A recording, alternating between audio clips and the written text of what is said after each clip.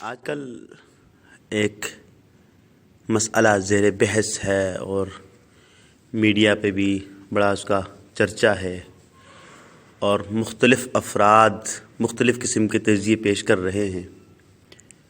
اور بالخصوص چونکہ میں پاکستانی ہوں تو ایز اے پاکستانی ہونے کے میں اس حوالے سے بات کروں گا کہ پاکستان پہ بھی اس چیز کا دباؤ ڈالا جا رہا ہے کہ پاکستان بھی جھک جائے۔ بنیادی بات میری مراد اور میرا مقصود جو کلام کا وہ یہ ہے کہ اسرائیل کو تسلیم کیا جائے یا نہ کیا جائے۔ گزشتہ دنوں ہمارے پرائم منسٹر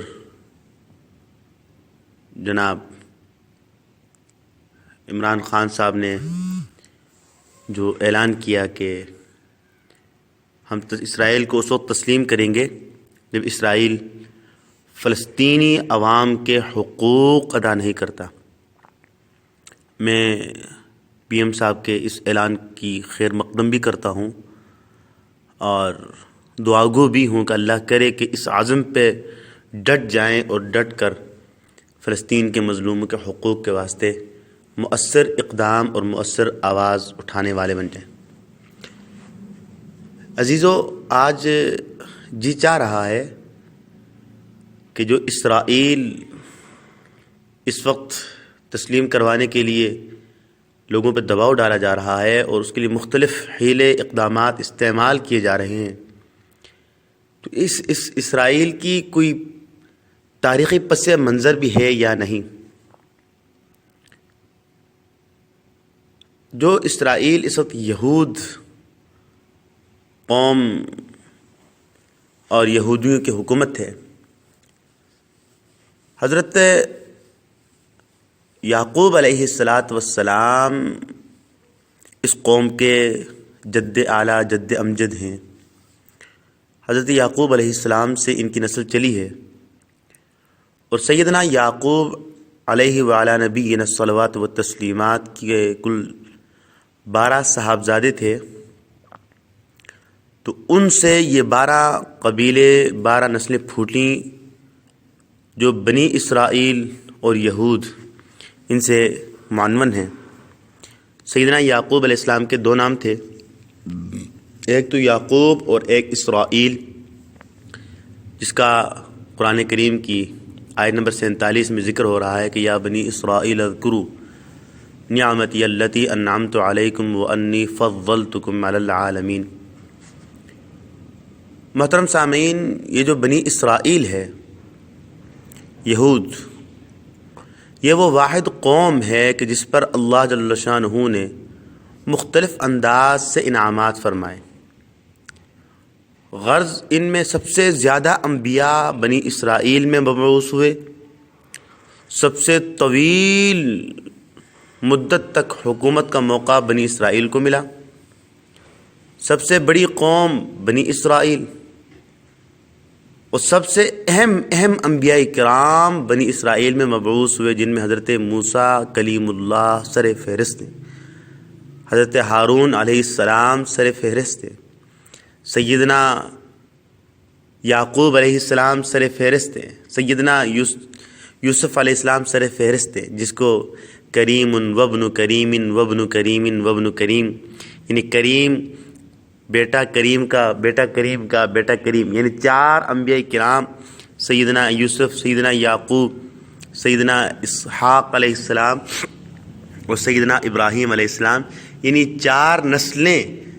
چاروں کی چاروں نبی اور پیغمبر تھے۔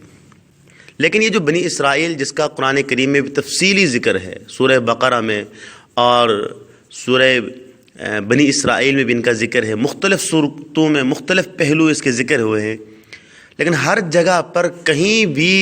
ایز اے آئیڈیل اور ایز اے قابل عمل نمونے کے طور پر انہیں ذکر نہیں کیا گیا،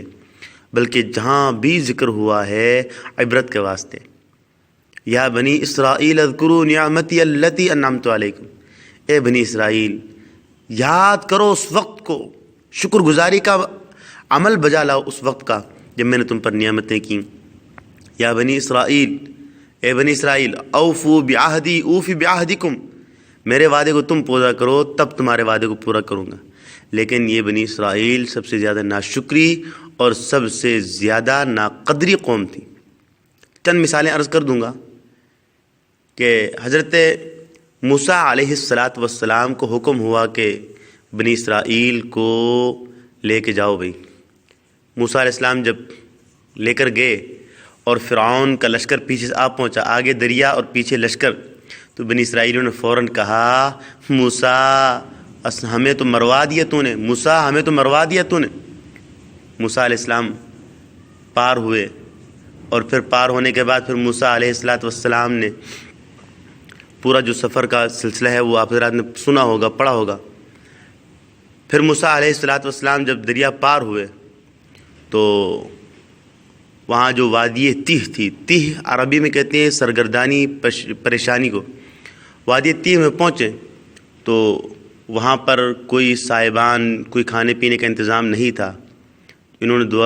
موسیٰ علیہ السلام سے کہا تو موسیٰ علیہ السلام نے دعا فرمائی، اللہ نے ایک باریک بادل کے ذریعے سائے کا انتظام فرمایا۔ کھانے پینے کا انتظام نہیں تھا، اللہ جل شانہ من و سلوہ اتارا۔ پینے کے لیے پانی کا انتظام نہیں تھا، اللہ جل شانہ نے حضرت موسیٰ علیہ السلام کو حکم دیا فَضْرِبْ بِعَصَاكَ الْحَجَرَ، اپنا جو عصا ہے، آپ کی جو لاٹھی ہوئی ہے، اس سے آپ پتھر کو مارو۔ اس مخصوص پتھر کو مارا، اس سے 12 چشمے پھوٹے۔ گویا کہ ہر قوم کا الگ الگ چشمہ، ہر قوم کا الگ الگ گھاٹ جس سے وہ پانی استعمال کرتے۔ خیر، اس قوم نے جب وادی تیہ میں پہنچے تو ان لوگوں نے کہا کہ جی موسیٰ، اب ہمارے پاس کوئی شریعت ہونی چاہیے، جس شریعت، جس دین کے مطابق، جس کتاب کے مطابق ہم عمل کریں گے۔ موسیٰ علیہ السلام نے جب اللہ سے دعا کی تو اللہ جل شانہ نے فرمایا کہ موسیٰ آپ طور پہاڑی پہ آ جاؤ اور 30 دن تک وہاں پر آپ نے چلہ کرنا ہے، عبادت میں مشغول ہونا ہے، میں کتاب دوں گا، لے کے جانا آپ اور آپ کی قوم کے واسطے وہ کتاب ہوگی۔ ادھر بنی اسرائیل کی جو عورتیں تھیں، انہوں نے قبطی جو فرعونی لشکر تھا اس کی خواتین کی زیور لے لیے تھے اور وہ اکٹھا کر کے لے کر آئے، تو اللہ نے ان کو حکم دیا کہ بھئی ان زیوروں کو استعمال نہ کرو۔ انہوں نے اٹھا کر ایک جگہ ڈھیر لگا دیے، پھینک دیے۔ تو ان میں ایک سنار زرگر تھا، جیولر، تو اس نے وہ سارا سونا چاندی اکٹھا کیا، اور جس وقت موسیٰ علیہ السلام لشکر کو لے کے جا رہے تھے بنی اسرائیل کو دریا پار، تو اس وقت جبرائیل امین بھی ساتھ تھے۔ روایات میں آتے ہیں جبرائیل جس گھوڑے پہ سوار تھے، وہ گھوڑا جہاں پاؤں رکھتا تو وہاں سبزہ شروع ہوتا، اور جو سامری تھا اسے اللہ نے دکھا دیا تھا، تو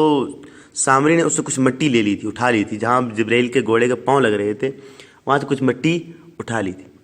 اب وہ سامری نے وہ بچھڑا بنا لیا بچھڑے کی طرح، اور اس کے جو بعض روایات میں کہ وہی جبرائیل کے گھوڑے کی مٹی تھی، اور بعد میں یہ تھا کہ اس نے اس انداز سے بنایا تھا کہ اس کے جو پاخانے کا راستے سے ہوا داخل ہو گئی، تو چونکہ اندر سے پورا خالی تھا، جس طرح سیٹی کو ہوا لگاتے ہیں تو سیٹی بجتی ہے، آواز بجتی ہے، تو اسی طرح اس ہوا داخل ہوئی تو اس سے مخصوص قسم کی آواز نکلی، اور سامری نے کہا ھذا الہکم و الہ موسیٰ فنسیا، تمہارا خدا اور موسیٰ کا خدا تو یہ ہے، اور موسیٰ بھول کے کہیں اور چلے گئے، نعوذ باللہ من ذالک۔ اور ان لوگوں سب نے اس کے سامنے سجدہ کرنا شروع کر دیا۔ خیر، اس کے علاوہ جب اللہ جل شانہ نے من و صلاح کا انتظام کر دیا اور جنتی غذاؤں کا انتظام کر دیا، ان لوگوں نے کہا نہیں جی، ہم اس ایک سبزی پہ اور ایک ہی قسم کی خوراک پہ، ایک ہی قسم کی جو نعمت ہے اس پہ صبر نہیں کر سکتے ہیں، تو اللہ سے دعا کر دیجئے کہ یخرج لنا، ہمارے لیے نکالے زمین سے، بقلہا و قثائہا و فومہا و عدسہا و بصلہا، کہ مٹی سے پتوں والی سبزیاں اگائے، ککڑی اگائے، گیہوں اگائے، اور مسور کی دال کا انتظام ہو جائے، اور پیاز وغیرہ ہوں۔ موسیٰ علیہ السلام نے فرمایا کہ تستبدلون الذی هو ادنی بالذی هو خیر، اے میری قوم، تم لوگ جو گری پڑی چیزیں ہیں اس کے بدلے میں تم خیر کی چیز کو چھوڑ رہے ہو۔ جب یہ ہوا تو اللہ جل شانہ نے فباءوا بغضب من اللہ، ان سے ناراض ہوئے اور ان کو ذلیل و رسوا اور مسکنت ان پہ ڈال دی۔ بنیادی آج کی اس گفتگو میں جو اسرائیل کو تسلیم کرنے کے حوالے سے بات کی جا رہی ہے، میں یہ بات عرض کروں گا کہ آیا اسرائیل کی کوئی حیثیت ہے یا نہیں کہ مسلمان اس کے سامنے سر جھکا لے؟ اس آیت کریمہ اور احادیث مبارکہ سے جو بات سمجھ میں آتی ہے وہ یہ ہے کہ قیامت تک یہود کو اللہ جل شانہ عزت نہیں دیں گے، اعزاز والا مقام نہیں دیں گے، کسی قوم پر حاوی اسے نہیں کریں گے۔ اور روایات میں ہے کہ جب دجال نکلے گا تو 40 دن تک صرف اس کی حکومت ہوگی، اور 40 دن کے بعد اللہ کے فضل و کرم سے اس کی حکومت بالکل ختم ہو جائے گی، اور غرقد نامی درخت کے علاوہ کوئی درخت یہودی کو سپورٹ نہیں دے گا۔ پتھر کے پیچھے چھپے ہوں گے، وہ پتھر آواز دے گا، اے مسلمان، اے مومن، اے اللہ کے بندے، آ جاؤ، میرے پیٹھ پیچھے یہودی چھپا ہوا ہے۔ مسلمان جائے گا، اسے قتل کرے گا۔ اور جو دجال ہوگا وہ بہت بڑا ہٹا کٹا لحیم شہیم پورا بیل ہوگا، لیکن سیدنا عیسیٰ علیہ السلام کے نزول کا سن کر وہ ایسا پگھلے گا جیسا دھوپ میں رکھی ہوئی برف پگھل جاتی۔ محتاجی، فقر اور بھکاری کی کیفیات اس کے چہرے سے نظر آتی۔ اب سوال یہ ہے کہ اسرائیل یہودی ہی ہیں اور ان کی حکومت ہے، قرآن کے اعتبار سے، نبی مکرم کے فرمان کے اعتبار سے یہودی کو حکومت نہیں مل سکتی، اعزاز نہیں مل سکتا، جبکہ اس وقت اسرائیل پورا ایک ملک اور ایک حکومت موجود ہے۔ اگر احباب توجہ دیں، ذرا اسرائیل کی تھوڑی سی تاریخ پڑھ لیں اور اسرائیلی حکومت کے جو پیچ و تاب ہیں اس کا ذرا مطالعہ ہو جائے تو یہ بات واضح نظر آ جاتی ہے کہ اسرائیل کے پیٹھ پیچھے برطانیہ اور امریکہ کا مکمل ہاتھ ہے۔ اور اگر یہ بات کہہ دوں تو بیجا نہیں ہوگی کہ اس وقت اسرائیل کو صرف اور صرف مسلم بلاک کو کمزور کرنے کے واسطے استعمال کیا جا رہا ہے، وگرنہ اس کی کوئی حیثیت نہیں ہے۔ اگر اس کی کوئی حیثیت ہو تو پھر تسلیم کروانے کے لیے لوگوں کی منتیں کرنے کی کیا ضرورت پڑے گی؟ تاریخ اٹھا کے دیکھیں، سیدنا فاروق اعظم رضی اللہ تعالیٰ عنہ، انبیاء کے بعد ایسی سلطنت، ایسے عدل و انصاف والی حکومت تاریخ میں نہیں ملتی، لیکن کہیں اشارتاً بھی نظر نہیں آتا کہ سیدنا عمر نے کہا ہو کہ مجھے سپر پاور مان لو، کہیں نہیں کہا ہے۔ خالد ابن ولید رضی اللہ تعالیٰ عنہ، جسے سیف اللہ کے رسول نے کہا، جس لشکر میں جاتے اللہ ضرور فتح دے دیتے اور اللہ کی تلوار کے نام سے مشہور تھے، کہیں نہیں کہا کہ مجھے سپر پاور مان لو۔ جب اس کا اسرائیل کا کوئی وزن ہوتا تو مسلمانوں کو مجبور نہ کیا جاتا کہ مان لو۔ اصل میں مسلمان، بنیادی وجہ یہ کہ مسلمان اپنی اصلیت کو کھو بیٹھے ہیں، وہ تہذیب، وہ تمدن، وہ کلچر، وہ دین، وہ اخلاقیات جو میرے اور آپ کے پیارے حبیب صلی اللہ علیہ وسلم ہمیں دے گئے تھے، اسے ہم کھو گئے ہیں۔ اس لیے ہمیں اس بات میں عزت نظر آ رہی ہے کہ ہم غیر کو تسلیم کریں، جسے قرآن تسلیم نہیں کرتا، جسے نبی مکرم کا فرمان تسلیم نہیں کرتا۔ حضور علیہ الصلوۃ والسلام نے آخری اپنی حیات طیبہ کے آخری لمحات میں یہ بات ارشاد فرمائی۔ بعض روایات میں آتا ہے کہ حجۃ الوداع کے موقع پر ارشاد فرمایا کہ اخرج الیہود من جزیرۃ العرب، ان یہودوں کو جزیرہ عرب سے نکال کے باہر پھینک دو۔ آج بھی یہودی کو نبی کا شہر تسلیم نہیں کرتا، نبی علیہ الصلوۃ والسلام کا شہر اس یہودی کو پناہ دینے کے لیے تیار نہیں ہے، اور مکۃ الرسول، مکہ مکرمہ، بیت اللہ، اسے تسلیم کرنے کے لیے تیار نہیں۔ مسلمانوں کو مجبور کیا جا رہا ہے اور مسلمان بڑی خوشی سے تسلیم کر رہے ہیں۔ اس کی وجہ یہ ہے کہ مسلمان حقیقت میں جس مذہب اور جس دین اور جو اعزازات اللہ کی طرف سے ملے تھے اس سے ناآشنا ہوا ہے۔ لہٰذا میں آخر میں ہمدردی کے اعتبار سے، خیر خواہی کے اعتبار سے آپ کی خدمت میں یہ بات گوشہ گزار کرنا چاہوں گا کہ براہ راست اپنے اللہ سے رابطہ جوڑ لیجیے، پیارے رسول اللہ کی حیات طیبہ کو پڑھ لیجئے۔ واللہ العظیم ہمارے نزدیک سپر پاور وہی ہے جو اللہ کے واسطے اپنی دین، دنیا، آخرت کی بولی لگا رہا ہو، وہی سپر پاور ہے۔ وگرنہ دنیا کی جتنی بھی اسلحہ، دنیا کا جتنا بھی روب کسی کے پاس ہو، مسلمان کو چاہیے کہ سینہ سپر ہو کر اس کے سامنے کھڑا ہو جائے۔